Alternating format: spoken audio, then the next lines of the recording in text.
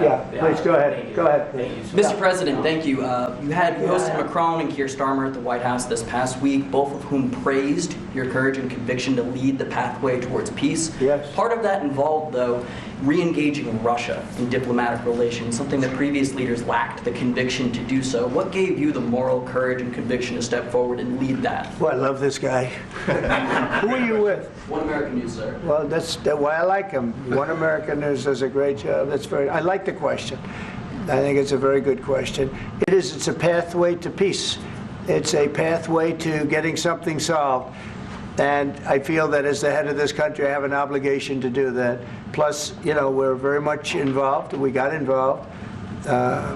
It's too bad we got involved because there should have been no involvement, because there should have been no war.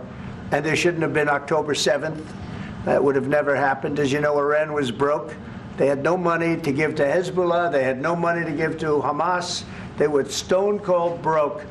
And then under Biden, they became rich as hell. They went from no money to $300 billion in a period of 4 years. And they gave a lot of that money away, and you see what happened. And that's a real mess also that we hope to be able to solve. But no, I appreciate your question very much. It's just, I feel I have an obligation to try and do something to stop the death. If I can answer, yes, if I can answer, Please, sorry, please. And I do like your clothing, by the way. Yeah, really? Even though I think he's a great guy, by the way. But I don't know if you two like each other. But you know what? I think he's dressed. I like this guy. I think he's dressed beautifully. So I have more serious things than answer on such questions. I will answer on more serious questions if I can. Yeah. So please, about security guarantees. And about just ceasefire. We can't just speak about ceasefire and speak and speak. It will not work.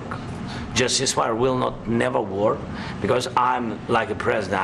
I have this experience, and not only me. Ukraine before my presidency, from the 2014, Putin broken 25 times.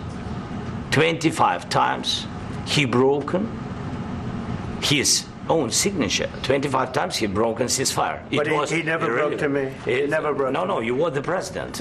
You were the president during. He never broke to me. In 2016, you've been the president, Mr. President. You've been the president, but he had, of course, not with you, but he had during those period. He had conversations with our side, and we had Normandy format. The France, Germany, Ukraine, and Russia, and he broken 25 times. That's why we will never accept just ceasefire. It will not work without security guarantees.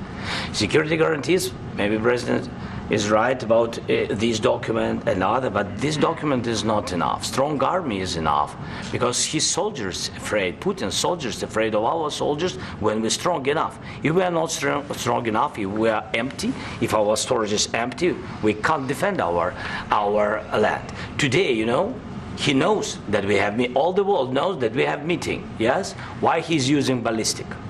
Putin today using ballistic on our hospitals, schools, and etc. Ballistic. So he knows that we are here, and that President Trump is really have goodwill to stop this war.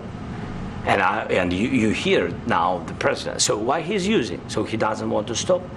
He doesn't want. But I hope that we will do it. Really, we'll do it. Security, when we speak about security guarantees, when the Europeans are ready for contingents, they need USA backstop.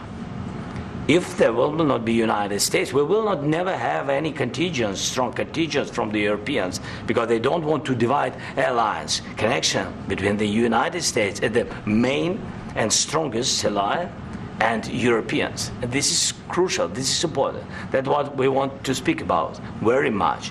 This is very important. And air defense.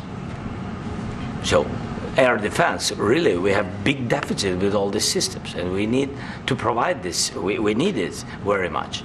Otherwise, Putin will never stop, and will go further and further. He doesn't want. He hates us. It's not about me. He hates Ukrainians. He thinks that we are not a nation.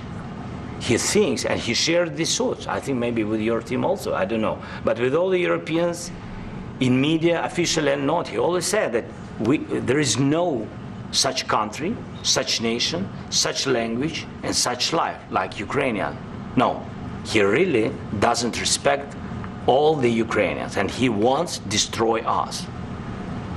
And you are right, Mr. President. That's 2%. This document, maybe other documents, it's a very good start, very good, but it will not enough to stop this person.